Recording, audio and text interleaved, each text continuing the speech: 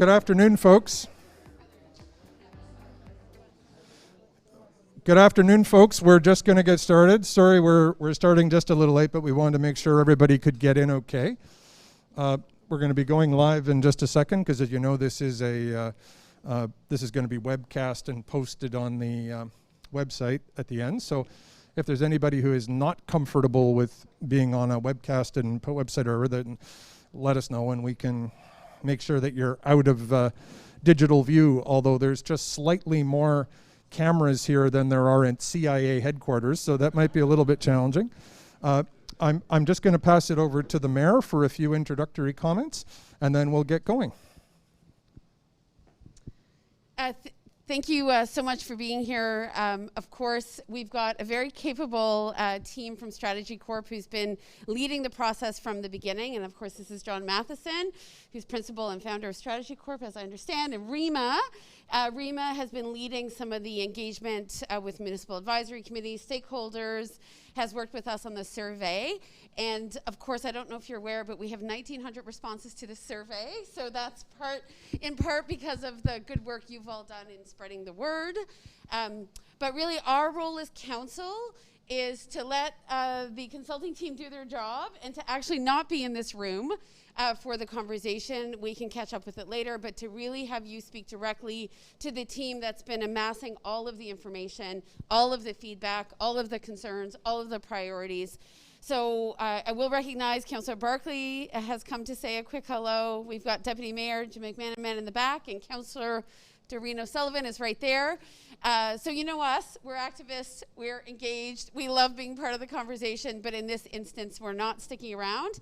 And that way you can do your thing with the consulting team. And of course, the draft community strategic framework, which we are aiming, I think, to have ready sometime in October or early November, will then go back out to the community. And that's a point at which we will also be very interested in what, if you think we've landed it. Is this the right plan for the next 5 years, 25 years, depending on how you see it. So thank you for being here. Thank you to our hardworking team who brings a lot of municipal experience and expertise, and they've done these things across Ontario time and time again, and we're thrilled to have them on board, and they get to take a fresh look at all of the conversation and dialogue and see where the themes are and where we need to head. So we appreciate you coming out today. It means a lot to us. It is live streamed, and you can watch it later, and there's one this evening. So if you leave today and think, oh my God, I'd love for someone else to be part of this, it's not too late. There's one here this evening at 6:30 p.m. And if you know of people who'd like to live stream it, you can actually make comments this evening in the live stream via the municipality's Facebook page or YouTube, and I'm sure every councillor here and myself will share that stream on our own social media pages. So there's lots of ways to connect in. And the survey's still open till Friday. Council set an ambitious bar of 2,000. We're almost there. We got 100 to go. So hopefully the last few days will give us the chance to make sure we hit that 2,000 person threshold, which I think will represent a really good percentage of the community for that particular survey mechanism. But the forums today will really help all of us, and certainly the consulting team, to bring some sort of texture and energy and focus to what they've been hearing. So thank you for being here. Best of luck to you both. Appreciate all of your hard work, and we're off. Take care. Thank you. And thanks again to all the other members of council who joined us for the start, and thank you, Madam Mayor. If you can just pop up the first slide. First thing, as is the custom of your municipality, it's important that we acknowledge that the municipality of North Grenville is committed to a meaningful truth and reconciliation process and are actively working with Indigenous residents and leaders on a community response. We respect both the land and the people of this land, including all Indigenous people who have walked in this place. As you heard, Rima and I are both from Strategy Corp. I must confess to you, this is the first time I have tried to speak to a room of people while wearing a mask. So I am going to try super hard to pronounce my consonants and, use T's and B's and D's and such things. But if you have a hard time hearing me, if you'd please just wave or whatever, because obviously we're here to hear each other. not to mumble into masks, but this is quite a workout. Normally, for the last year and a half, we would have done this over digital means, and it was kind of exciting to be able to get back and do it this way, but it's a bit strange, to be sure. If you can jump to the next slide. The purpose today, once we do a quick briefing, as you'll see, is to spend the majority of our time hearing from you. And we'll sketch through basically what a few kind of introductory comments. But as is often the case with strategic plans, the best way to think about, this mask is going to drive me crazy, I'm sorry. They stay in place pretty well when you're not trying to project through them, but they do move around a fair bit otherwise. But you can see how we're going to have exercises about the strengths, weaknesses, opportunities, threats, and gaps. And then the last one's just going to be some thoughts about the vision. The vision is, in many respects, the hardest thing, because that's where you're trying to say to yourself, all in all, where do we want to be as a community? And I'm going to say in 10 years, because 20 years feels a little bit too far in the horizon to necessarily be, focused and grounded in the specifics of administration. But we're not just talking about any one term of council here. We're talking about goals and aspirations that go a little bit further than that. But we want to stay grounded. So when we break into our groups, and I'm going to see if any more people come in, I think if we have about 17, we'll probably focus in 2 groups, but we'll see. We may break into 3. We'll just kind of see if any more stragglers come in. So let me just jump onto the first component of the briefing. For community members who can't attend in person, this is of course going to be live streamed, as the mayor indicated. For questions from people who are tuning into the live stream, those can be posed through the video's comment box. The comment box is going to be monitored by the North Grenville team. Questions and comments are going to be shared with Rima and myself throughout the duration of the consultation session. And of course, mostly we'll be breaking up into smaller groups so you can talk amongst yourselves and share the information with Rima and me. And then all of that will be fed directly into the consultation process. Now, let's talk a bit about the process that we've had so far. We did workshops and interviews with all the members of council. We did interviews with the local government team from MNG, so all the senior managers. Then we met with each of the various community advisory groups. Your municipality has a very vigorous community advisory group process. So we met with the leadership of all of those. We did focus groups with other sort of key community leaders. We're in the midst of a community survey, and as you heard the mayor say, we're hopeful to get a full 2,000 responses, which would really be quite extraordinary. It's very often you only get like 400 or 500 or 600, so 2,000 would be quite excellent. So anyone who's watching online, I'd urge you to participate in it. And then of course today we're meeting with those who decided to come to meet with the community. And as it's been often said, history is made by those who show up. So congratulations, you showed up. So to that degree, you get to make your contribution to history. When you think about the strengths and weaknesses and opportunities and threats, the reason why that's such a commonly used tool in strategic planning, it's not just something that we want to do today, it's something that you'd find in strategic planning kind of across as a best practice everywhere you go. The reason we focus on that is because you try to leverage your strengths to deal with your weaknesses. You try to anticipate your threats, and you try and figure out what your opportunities are, and you try and keep those all in balance to make the community as best as it can be. Now, of course, someone might say as best as it can be would be to, see the unbroken chain of suburbanization between here and Ottawa looming in the distance. Or for heaven's sake, we could push that another direction and say there'll be an unbroken chain of suburbanization going all the way to Toronto, and to take another ridiculous extreme. There's obviously many visions that you can have for North Grenville. The point is not what ones can I imagine, out of my nightmares. It's what can you visualize that you want to see and try and realize? Because a strategic plan, ideally, is a document that's not sort of made and put on the shelf, but rather it's something that guides all of the activities of the municipality. And you might say, well, how can you do that? Well, you know, it's very common that every year there's detailed budget discussions, and that's where they go through line by line, and that's where they breathe life into every activity by funding it. And that's one very important statement of where a place is going. But how do you draw the budget in the first place? How do you know whether the most important thing is recreation or roads? How do you know whether the most important thing is economic development or the environment?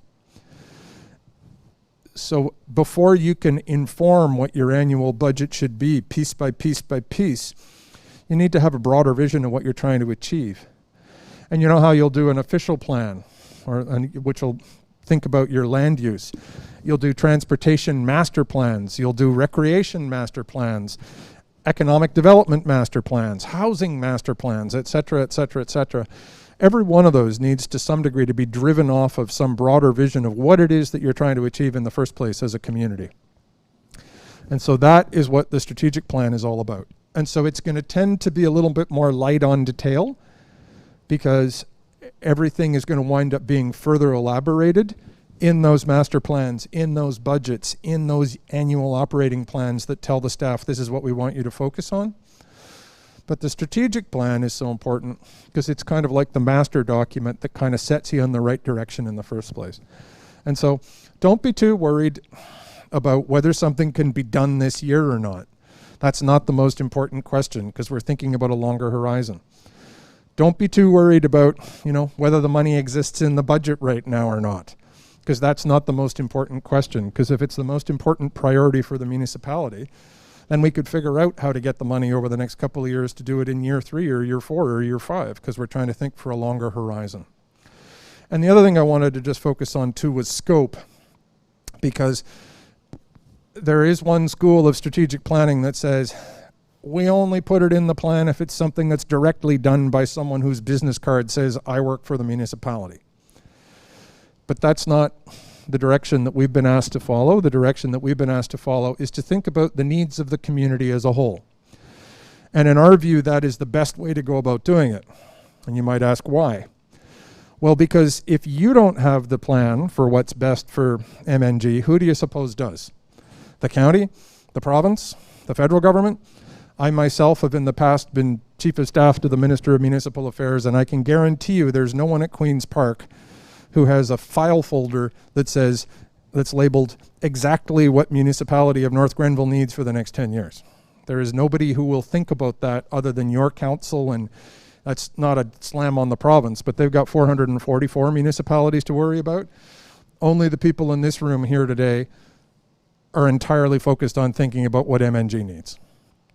And so that's MNG as a whole, the place called MNG, not just the stuff that is actually delivered by the officials who work for council. So for example, you could say, and perhaps we can jump to the next slide, what we've done here, and this is kind of a complicated chart and I hope you can read it, the purpose of it is we all know that there's a considerable number of services. And the ones that fit inside this egg shape here, these are the things that North Grenville does for you. But you know, it's very rare for any one service to be delivered 100% by one level of government. You often know, oh, well, that's the province, or oh, that's the feds, or oh, that's the county, or oh, that's the local government. Well, these are the things that are primarily delivered by the local government. And you can see how many other things are delivered jointly. So the roads, there's input on that from the province, from the county, from North Grenville. Or the environment. Again, those are all things that have multiple inputs. Now, social and attainable housing, housing's a really important issue. It used to be that housing would be something that you'd only hear about as a problem in the large urban communities. And I'm aware that shortly after she was elected, the mayor created a task force to deal with the problem of the shortage of housing availability in MNG. And so, you know, as housing costs have spiraled, housing has become a more significant issue. It's not something that's a core functionality of North Grenville, but it's obviously important to North Grenville. And that's why it's absolutely an appropriate subject for you, because government isn't just what we directly spend money on. It isn't just directly what we deliver. It isn't just what we build. It's also what happens when the mayor gets up and says, this is what we need. My council and I have considered this. We've listened to the folks, and they say we need a housing strategy. So county, province, please work with us. And you could find any of these things over here, post-secondary training or social human resources. We all know about the challenges of finding physicians in rural Ontario or other types of mental health or health services. So those are all things that are very much a part of the advocacy responsibility of your local government, even if the city or the town of MNG is unlikely to ever operate healthcare directly. It could well be that it needs to advocate for more access to those resources. So, not wanting to make you experts in interjurisdictional who does what politics all in one go, but just the same, you are experts in what it is to live in MNG. And you know what it is to have a lineup for a service that you need that you can't get.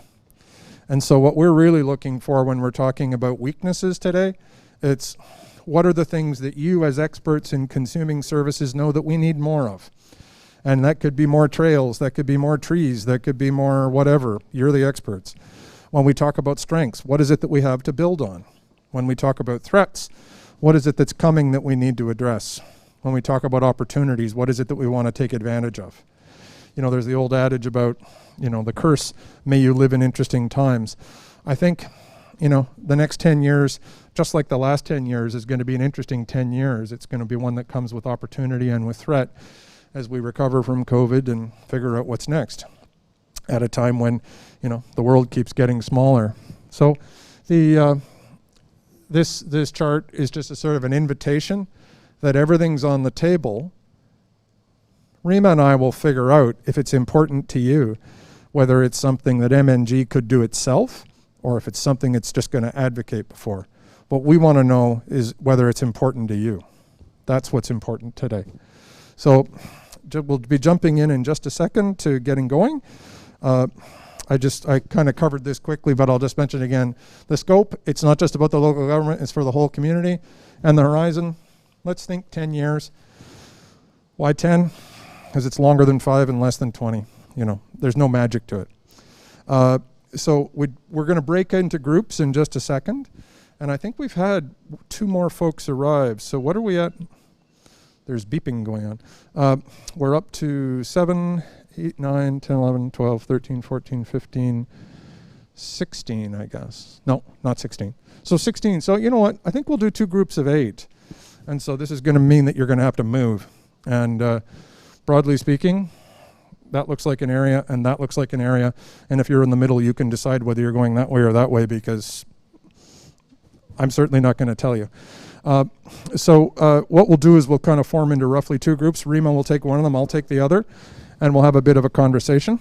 And we're going to go through, and I'm just going to show you what each of them is going to be first. The first one is going to be, what are the strengths? I bet you can guess what the second one's going to be. What are the weaknesses? The third one, what are the opportunities? The fourth one, what are the threats? In between each conversation, we'll come back and share them as a group. And you'll be able to see whether Rima and I did a good job taking notes or not. And then finally, this is one I want you to start thinking about now, because it's the hardest one. And it's the one we always run out of time for. But it's the 5th one, which is... The 5th one. Oh, the 4th one. Sorry, where are we headed? What's the future look like? Yeah, sorry, we combined opportunities and threats. Where's it headed? So ultimately, what should our future look like? And that's a good thing to have in the back of your mind throughout the entire conversation, because that's really what we're here about. And so you're not going to hear much more from a speechifying point of view from us. What we want to hear is what you all have to say. We're going to facilitate these as 2 small groups. We'll have to do the best we can. There's a bit of white noise. There's a bit of trouble hearing each other but through the masks, but we'll do our best. And so if you want to just kind of cluster into 2 groups, please, and Rima and I will come join you.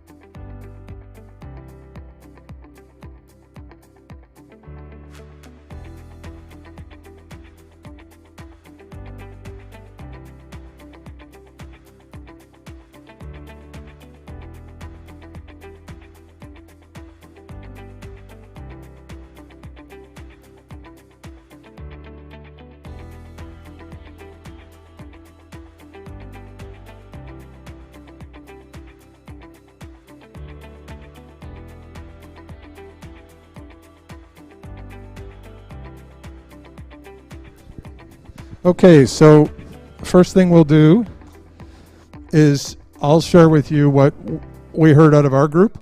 And I'm happy to be able to tell you, yes, it's no problem if we use the second room this time. So we won't have the destructive noise interference for the second round. So should be better. So, and if I can ask my group to, if I miss anything, let me know. But basically, what we heard is, and sorry, some of my typing may be imperfect given the haste of it all. But what we heard at strengths, strength is an openness to listening. Lots of interested people who are participating and who have a strong view of the community. Hiking trails, and there's a lot of physical aspects like the urban and rural mix, the urban and rural balance, the fact that it's a great little town, a place that's got a lot of civic engagement. We don't wait for the government to do stuff. We raise money when we need to. Has some nice attributes like it's not a lot of noise. It's got lots of great trails. It has a nice scale as it relates to different community assets and recreation and such. The internet, strength if you got it, weakness if you don't. More on that, I guess, in the second section. The strategic location of the place from a point of view of being both good for business and for people who are, potentially commuting to other places for work. Pretty strong sense that it's got good emergency services, good access to health, like a 20-minute wait in an ER room kind of thing. The tree canopy, to the degree that it still exists, big and important strength. And we asked the question, is growth a strength? Because there's lots of towns in Ontario that have no growth. And of course, the only thing worse, they used to say the only thing worse than having something is not having it. And so we asked the question, is growth a strength? And the idea was, well, it is if it's done well. And so it's a strength if you have a vision for how to do it. And I suspect we'll be talking more about that in the sessions as we go. Traffic was viewed as a strength insofar as it's better than Toronto and Ottawa traffic, but I think there was also a sense that it's not what it used to be because of the pace of growth. My group, anything else that I missed that we should have covered? Or other ideas? Oh yeah, summer music festivals, so cultural activities and things like that. Okay, Rima, why don't you share yours? We're just going to switch up the cables here.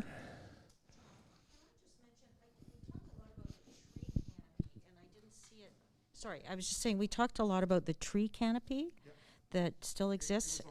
Oh, was it? My apologies, I didn't see it. Okay. No worries.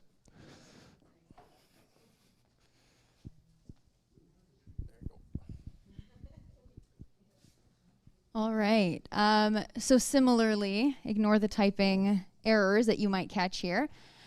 So in our group discussion, a lot of emphasis came up around the environment, but specifically around sort of the collective care for the environment. So you see people planting trees, planting flowers, being very engaged in that care, community care for the environment, which is seen as a pretty strong strength for the municipality. We also heard a lot, similar to the first group, is that the community is very engaged. Again, not necessarily waiting on leadership to get things done, being very quick to mobilize and working together to achieve whatever it is we're seeking to achieve. But on that same note, it was also acknowledged that council is quite strong and very much open to seeking input and engagement from the community too. So there is a really nice sort of complement in working together. We heard as well that there is, a really strong sort of small town feel, and that's something that, is of interest to maintain. And in the same vein, making sure that the way that we grow is balanced. So if we are growing, making sure we're growing in the right way, making sure we're preserving the environment, and making sure we're preserving that small town feel that is also a very strong point of attraction for folks that are even coming into the municipality. We've heard a lot about strong entrepreneurship in the past, but also something that is underpinning the local economy here too. It attracts folks. Some people have moved here for that reason. There's opportunities to grow your own business, and that was cited as something that is a very strong point as well for the municipality. Proximity to Ottawa, proximity and access to the 416 is also a key point here, and it supports a lot of that balanced growth. So you can access other areas, but you can also maintain that small town feel. The tree canopy was cited as well as a strength, and the bylaw that is being developed is also a point of strength in line with the appreciation for the natural environment. Ferguson Forest as well is something we want to call out as a strength related to the environment. A very rich heritage that needs to be preserved and also acknowledged as we grow. Access to the waterways is also a key thing. So something that it's also an opportunity as well as a strength, is that there is that opportunity that exists, but it might require a bit of work to kind of manage how that waterway is further developed for local use as well. Oh, one other thing, the local times. So the fact that there is a strong newspaper, a way to connect the community, a way to share information is cited as a pretty significant strength too. So that way everyone's sort of in the loop, everyone knows what's going on, and it facilitates folks coming together. Team, did I miss anything? Yes. The campus lands, yes, I did miss that. It's somewhere here, yeah. So natural resources, over 600 acres, like it's a good way to, you know, both draw people in and also have that availability for the community's use. Anything else that I missed? Okay, perfect. So guys, we'll go into this room this time.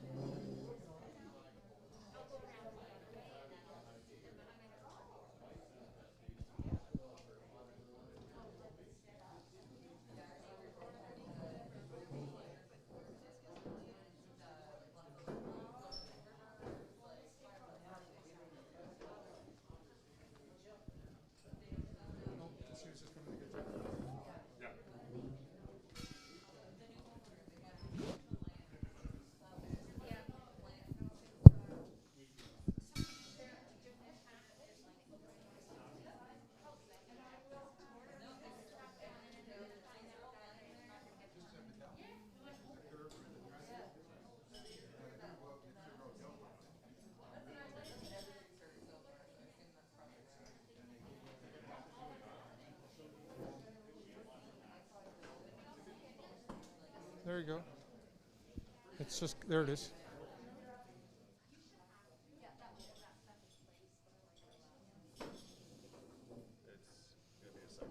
Okay. Takes a second for it to. Okay. I am definitely in a position to confirm one thing. It was identified in the first session that one of the benefits and strengths of the community is strongly engaged, strongly opinionated folks who care a lot about their community. And I have seen that, and I think you are right. So we'll just discuss quickly what we talked about in ours. I grouped all of these together under the big orange box because they were all linked around a whole series of concerns around the decision around the and could we just have one conversation, because I know people can't hear, and I'm just going to approach this way. Thank you. We had several different issues that arose out of the siting of the provincial penitentiary, ranging from a perception that once the provincial decision was announced as a fait accompli, there was a desire to get a lot more answers and a lot more transparency and a lot more pushback to see how if there was a potential different vision for the way the community could go in. And so there was concern basically about pretty much every aspect of the provincial decision that you could summarize as everything from why put it here, why is it not better in other places, and then what will the impact be on the prison population because of the lack of services for those who would be there, the lack of proximity to larger urban areas, the challenges of getting here for those who might be coming to visit, or those, and services for them generally, kind of writ large. And I think there's probably been a lot of community discussion about that. So if I use a bit of shorthand here in the interest of moving things along, you'll probably understand the kinds of servicing issues. But there was also concerns about the costs of servicing impacts on the community, whether that's in the form of infrastructure or whether it's in the form of putting greater pressure on local services, whether it be healthcare or what have you. Concern about a potential negative impact on the community and the local economy, or if not negative, then at the very least just different than what might have been intended. On the servicing costs, there was also discussion about potential OPP, concern about potential down the line downloading of provincial costs to the municipality in effect. Concern that there'd be one way of estimating it now based on the current size, but that there's a potential for growth, so that there's a potential for them to get worse. Potential linkages about these decisions and other decisions. Potential diversion of agricultural lands to the prison facility, climate change impacts. Again, I apologize for the deficiencies of my typing because there were rather a lot of opinions that I was trying to take down very quickly. But as we can see, if we take it from a point of view of transparency around the decision making and financial and servicing impacts generally, I think that's how you could summarize it. And a desire to sort of stand up more to sort of make sure that the best is happening. Those were captured as sort of weaknesses and threats. But we wanted to emphasize that there was other things too, and at a more sort of strategic as opposed to issue-based level. There was concerns about, as much as the tree canopy as it exists, it's a strength, but the erosion of the tree canopy, that's a potential weakness and the need to protect it. General concerns about there being too much growth, and concern that the community not become just another suburb. Concern that whatever it is that is important to you now about North Grenville not be lost in a fit of rapid construction. There was a sense that it was too far from Ottawa to be convenient by some, but of course, as we also know, that's often the flip side of, well, it's nice and close to Ottawa. So oftentimes a lot of strengths are kind of like a duality of a strength and a weakness. There was a notion of the town's dominance of its reliance on the residential property tax. Not a lot of options there, so the need for other types of economic growth. And there was a sense of, as in many cases in rural Ontario, that it's often the case that the youth have to go away to find work. So in our group, we're going to try and we were dominated by the conversation about the prison. We're going to make sure that in the next section, to the degree that we're going to deal with threats, that we're going to try and focus on other threats, because I think we had a very fulsome conversation about the prison, but there's still some other things to talk about on the weakness threat side. And Rima, here's, you can take over, and maybe you can focus on areas that are different, if there are ones.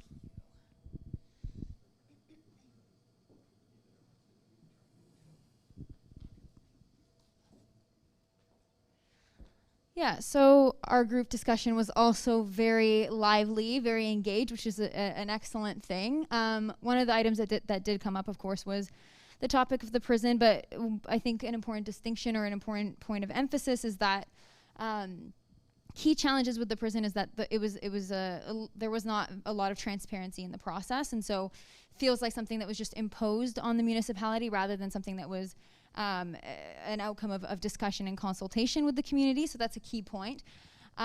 We also talked a lot about sort of, in general, how different levels of government have potential impacts on different programs. So one of the programs that was cited was the Million Tree Program, something that the Ferguson Forest Center was signed on to, and then, you know, shifts in funding sort of ended up canceling the project, and so that's an area of weakness. Environmental sustainability is a key point here from the perspective of development. So a lot of the times developments happen and are not sort of accounting for the different ways that we can sustain and preserve the environment. That's a key thing that came up a few times. Public transit, access to different ways to get around the community, including taxi services, is a significant weakness as well. In addition to internet and broadband accessibility, that's a key limitation. We also heard about the lack of developable land, so as a way to attract industry and retain industry and also jobs ultimately. That's a key weakness and key gap that the municipality is experiencing. From the perspective of job crisis, you know, we heard a lot about how there are lots of jobs to be filled potentially within the hospitality or service sector, but there may not be enough folks who are interested in taking on those roles. So that, coupled with the lack of affordable housing, has made it very challenging to, fill those roles and ensure that there's kind of a robust and secure economy from a local perspective. We heard about infrastructure. So we have aging infrastructure and not keeping up with the level of growth that the municipality is experiencing. So that's from the perspective of water, sewer systems, roads. Garbage collection was cited as both a strength and a weakness. Strength in terms of the green bin program. So that's something that we also want to highlight. Something more specific was the destruction of the Kempville farm for the development of the prison. So that's another angle that's both environmental sustainability and development, and also an impact of the prison on the community, or the proposed prison on the community. One other thing that we probably want to highlight as well is from a healthcare perspective. So the hospital is cited as something that's quite strong. However, there are some testing, imaging, resource limitations that folks have experienced. So there's wait times, lack of access to the appropriate testing within strong timelines is a key issue. Mental health services are not as strong as they would like to be, or as they should be. And then also a lack of a walk-in clinic. So there are some difficulties actually seeing doctors and physicians in person. That being said, there were some workarounds that were identified. So going into the pharmacy and seeing doctors via virtual mechanisms is doable, but still not enough of a supplement for the physical in-person appointments that are required. Have I missed anything? Mental health services and mental health issues, yes?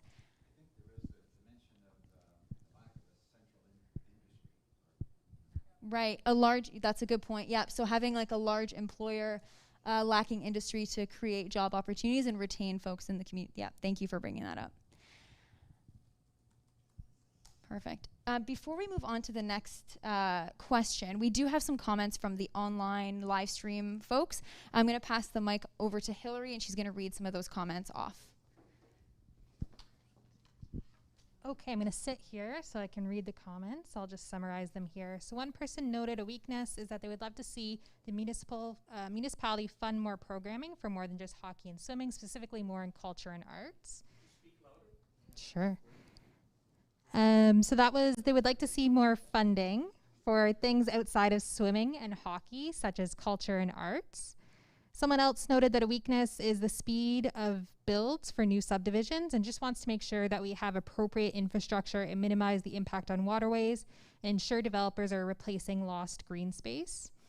One person noted that a weakness is our old town, so they'd like to see it more developed like Merrickville or Unionville to bring tourists and small businesses, more shops, better maintained. And someone else noted that there's a historical desire to grow at all costs, so they're worried about that.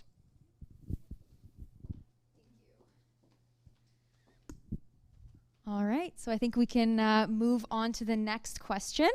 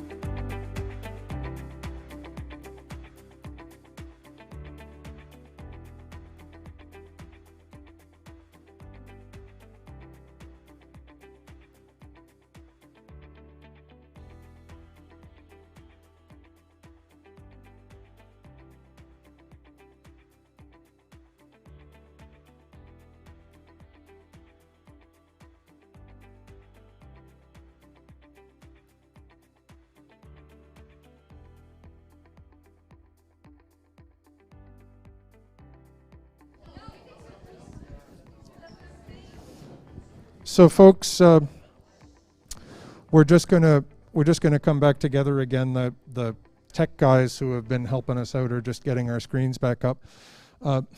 Obviously, those of you who still wear wristwatches have noticed that we're running a little heavy in time. I apologize for that, but honestly, there's been so much great input and everybody seems to be having a good time. I'm not going to apologize too much for it because frankly, I wouldn't have wanted to be cracking the whip and moving faster and hearing less from you.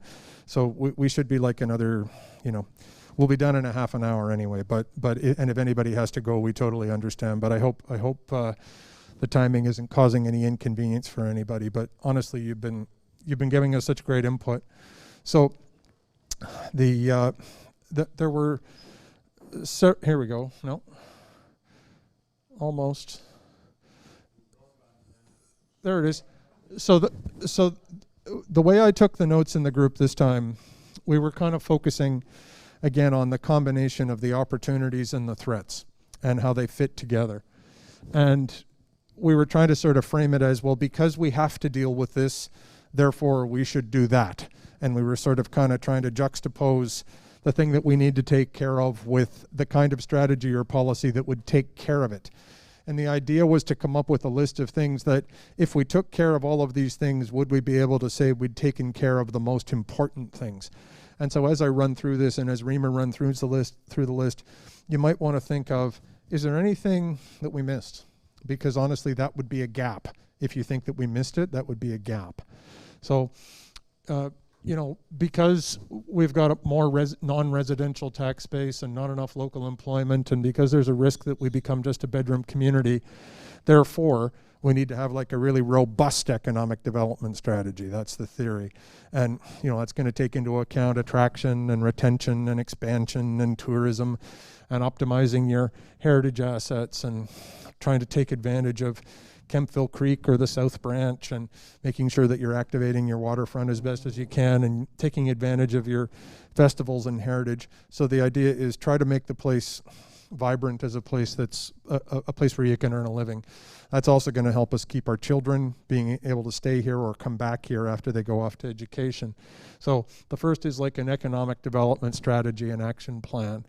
The second was this sort of broad observation, all bottom line driven, too much growth, not getting the kind of growth we need. That's the problem. We heard it in different forms earlier. So what's the solution? It's revisioning your official plan to get the mix right in terms of how you're growing. Get the balance in a way that's consistent with how you want it to grow. We don't want to be like some of those other suburbs. So we want to be true to North Grenville. So that's the sort of the second broad strategy. The third, if the risk is climate change or degradation of the environment. So the third one was needing to understand what our climate change strategy and, recognizing that that's a global problem, but, that you can act locally, that there needs to be a focus on how we're dealing with that. And that can span out into very specific actions like your tree canopy policy and that kind of thing. So there's many specific tangible things that you can do, or, in your deployment of electrical vehicles or, whatever. But that's where that activity would work. There was also a risk identified of, the imposition of stuff that's coming from the province, whether it's in land use or whether it's in decision making around, infrastructure investments like jails and things. So the idea there is have strong vision and then strong advocacy to defend the vision. So that was number 4. And these are not meant to be in any particular order. It's just the order that people suggested them. Housing affordability, increasingly perceived as a threat that needs action. So the solution, a housing affordability strategy. That's probably both the things we do to get the housing we need built at different price points to meet different stages and ages of people, their various needs. But it's also making sure that to the degree that there are investments going on by other levels of government that we're getting our fair share of investments. So if the county's doing stuff, make sure some of it's coming here if that's what we want, and so on. So a housing affordability strategy, broadly speaking. And then we got into, I'll jump the access to health services for a second, and there was discussion about parks and rec, some gaps in some of those services, and the desire for a parks and rec master plan. Some observation, it takes money to do some of these things, and certainly it does. but have the right master plan for the right services. A number of people made comments about the affordability of things, so I just slapped down, okay, a long-term financial strategy. I know that if the treasurer were here, the treasurer would say asset management is one of the biggest single problems for municipalities. You've got literally, tens of millions of dollars of physical assets that you have to maintain through freeze and frost cycles and all that, so you need to look after that. So a long-term financial umbrella under which all of these things can operate. And then the other gap that was identified was in access to some, health services. And as we discussed at the very beginning, that's in that complicated sort of trillium-looking or egg chart that we showed about the different responsibilities of different level governments. That might well wind up being a thing where the biggest municipal action is advocacy, but still identified as a gap that the community needs, whether it's something that the town would fill through leadership and advocacy or whether it would fill through direct services, something to leave for another day.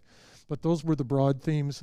There was also an observation that in order to make any of this happen, you need to have, political will and buy-in around the vision, not just from the council, but from the community. And, presumably that's why you should maybe be kind of happy that 1,600 of your resident colleagues have decided to participate in the process. And that's certainly one of the reasons why we're so happy that you're here today, because you can't get that kind of buy-in if you don't share these kinds of things. So that's at least a positive step in the right direction. So Rima, that's it from our group. And you can see why I wasn't in a hurry to rush that conversation. Like, that was some pretty good stuff. So Thank you.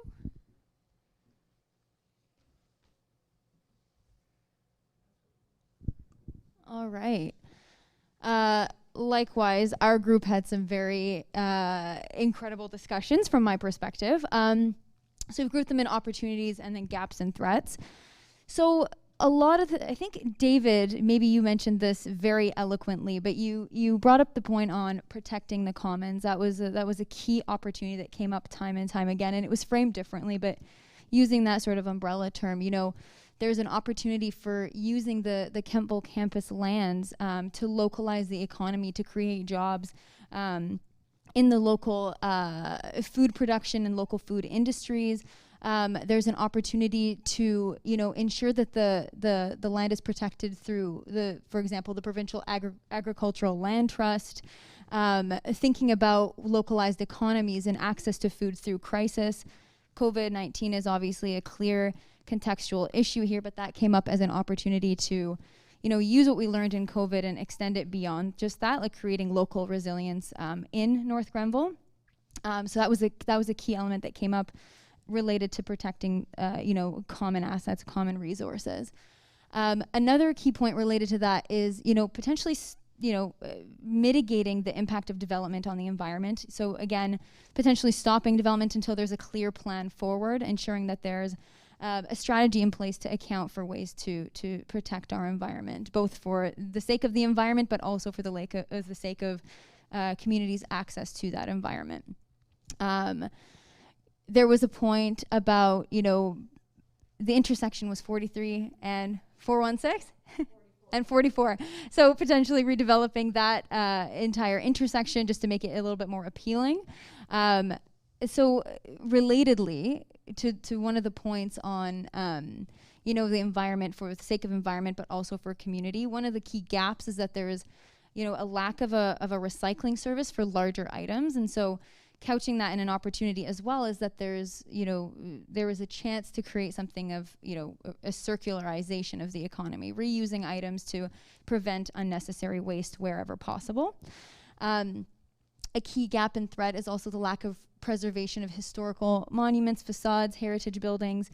Heritage buildings not being used for reasons that they can be used for, so they're just sort of sitting idle. That's a key gap.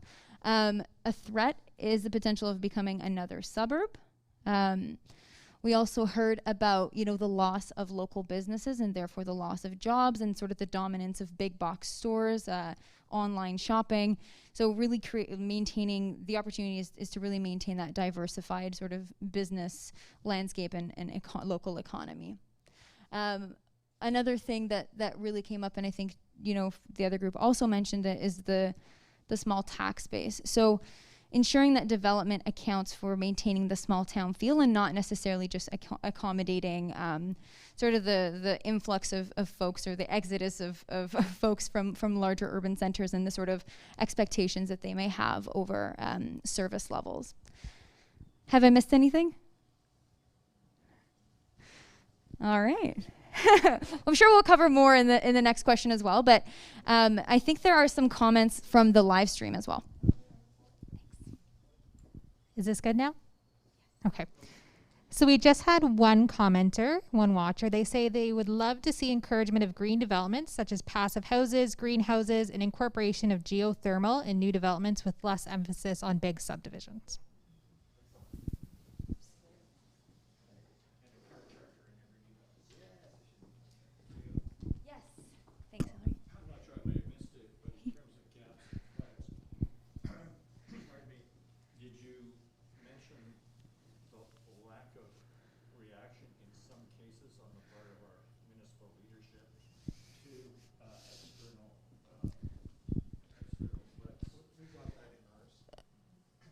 I captured that differently, but I will reframe that. So I have it under the first one, lack of bylaws and the ability for council to proactively make decisions in order to, in the interest of the community. But I will note that as well in here. Thank you for that. Yeah. So we have one other comment. Talking about council. Council meets and they sort of overview stuff. But there's a management level, a senior management level in this and every town. They have to buy into this. They have to manage according to what is said. So if they're out there and it says that zoning should not be changed if it does X, Y, Z, then don't change it. That doesn't exist right now, I don't believe. But their role should be more defined. We will note that as well. Thank you.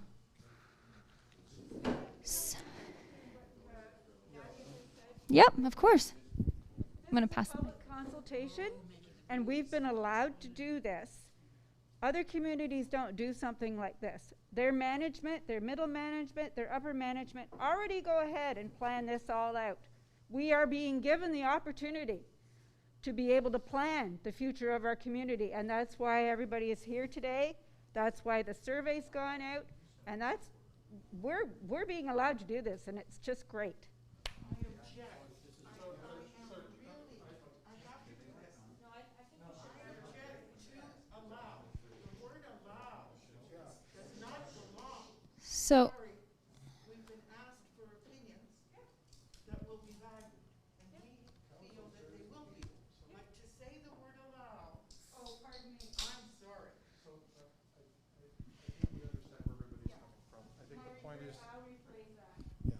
That's fine. I think we understand, and I think what we'll just do now is we're going to try and deal with what is ultimately the most difficult question, and so we will break up into two groups, and again for this, and we'll just try and move fairly promptly through it. And it's trying to sort of put the overarching vision. I don't think we'll take quite so long at it because we've now been talking about it for quite a while, and our thoughts should be fairly sharpened.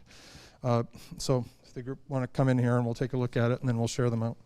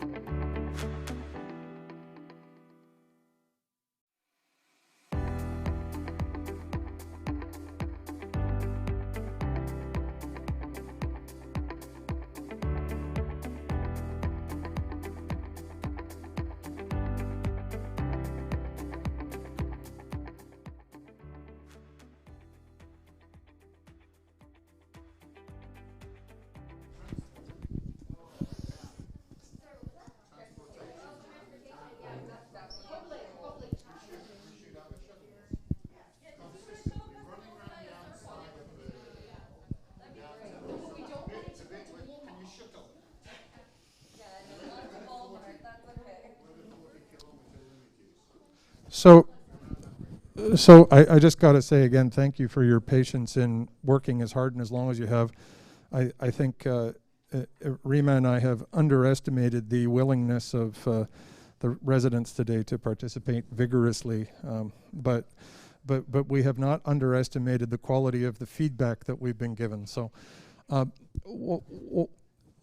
this is always the hardest one. I've said that about 4 times now, because it's the one that's the most impressionistic, and there is no good way to summarize the opinions of every person in this room on stuff as this. And so what I'm going to really invite you to do is, through the various feedback mechanisms, if there's stuff here that you really don't like or that you really want to add or that you get inspired by, please just send it in, because like honestly, that no good ever comes of trying to endlessly wordsmith stuff like this with a room full with 20 people in it. It never ends well. But the whole point of this is to get you thinking. It's not to get to the final language. So there's like 3 or 4 different thought waves here that I want to summarize as best as I can. The first was almost like a whereas clause. And the whereas clause, I would say, reflects a kind of a lack of confidence about the current state. That MNG is changing. Unless we drive the change we want it to go, we're concerned it's going to go the wrong way. Left on the path that it is, we will become just another suburb. So we'd like to not be just another suburb. So we would prefer to lead the change. The expression that came up was, I think it came from this table, but they liked it over at that one, was this whole sort of notion of protect the commons. And there's a bunch of things that are, you know, common assets that belong to the community. And we don't want to see those things swept away by rapid change. And so then we had a conversation about your existing municipal tagline, green and growing. And is it appropriate? And people like the green, and the growth is happening, but I think there was some concern that it is not growing in a green fashion, which suggested someone to say, maybe we should make it growing green, to put the emphasis on, if we're growing, we're going to grow in a green way, not that we are green and that we are growing, or that we were green but now we're growing, or that we won't be green if we keep growing. Like, so there's a lot of nuance around what those words mean. And I think a lot of concern, and I don't think that it's possible to it's like, whereas we're concerned. And someone just said very plainly, we should be a place where you want to live. And if we don't take action, we may not be. So there were several key components around, you know, what you could call the democratic deficit, or you know, or our governance, or how government works, and a real focus on, you got to have an engaged community, because if you don't have participation, it's never going to go in the right way. We need as much transparency and accessibility as we can. There was the wise thought, and I was delighted to hear this as a strategic plan facilitator, that we need to focus on a few ideas, because that's true. If it's an enormous plan with a gazillion ideas, then it's not a strategic plan anymore. It's an operating plan, or it's a detailed master plan. And there need to be proper feedback loops and ultimately accountability, because we want to know that we have a plan that's going to be implemented. So this was the concern. These were the enablers. And if you wanted to say, so strategically, what do we have to do? We have to grow right, and we have to not grow wrong. And there were concerns both that we didn't necessarily have the tools to grow right, in the sense of having growth be the kind of growth that we wanted to have, and that we were not growing wrong. And I think the big concern there, as discussed in the previous session, was the imposition of provincial decisions. So the prison project loomed, we described it as the elephant in the room, was the thing about not getting it wrong, and getting it right was just making sure that we're getting growth that's appropriate balance. But there was another notion too, which, if we did growth right and not wrong, we'd still need to do some things that make the place special, or otherwise it would just be a place that was growing but that wasn't our place. And so there were different ideas kicked around about what that might be, but what's probably really important is that they would have to be developed, and they would have to be authentic, and they might be expressed through your Parks and Rec master plan, or they might come through your economic development plan. And these are the same boxes that we had in the last one, because these are the primary tools for getting growth right and not getting it wrong. Your advocacy, your plan for growth, your ECDEV strategy, your climate change approach, your housing affordability strategy, your parks and rec plan, all backed up by strong advocacy. So that felt like more or less where we were at, but you notice my heavy use of conditionality felt like more or less because there's a lot of different opinions around the table. But more or less, that was the conversation that we had. Miss anything that you want to add? Okay.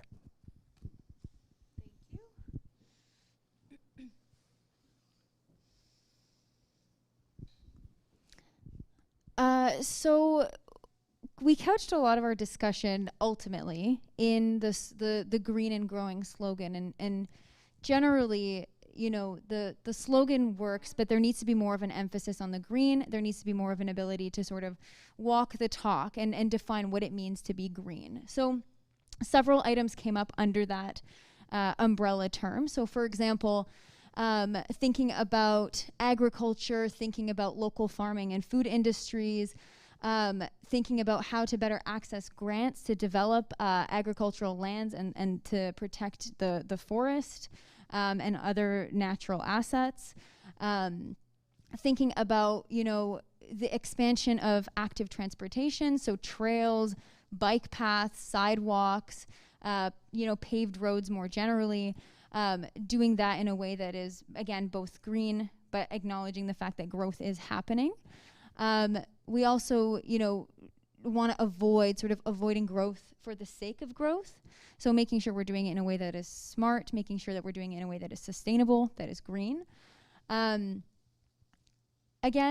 in terms of that growth and smart growth, emphasizing that there should be a proactive effort to, again, protect the environment, develop housing in a way that is innovative, that both protects the environment and, you know, accommodates for the growth that is happening nonetheless, but also ensuring that we're connecting subdivisions. So that's also related to the active transportation piece. How can we reduce reliance on cars, but also encourage that connectivity between different areas within the municipality?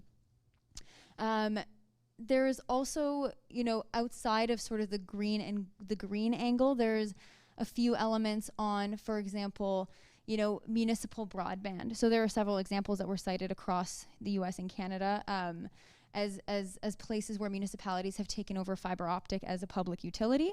So that's an opportunity, for example, to increase access to broadband. We also have, you know, the idea of better sharing of information related to grants on general resources, community grants, business grants, things that support growth from a local perspective as well. And just in general, being able to reimagine the economy in a way that is more sustainable and circularized.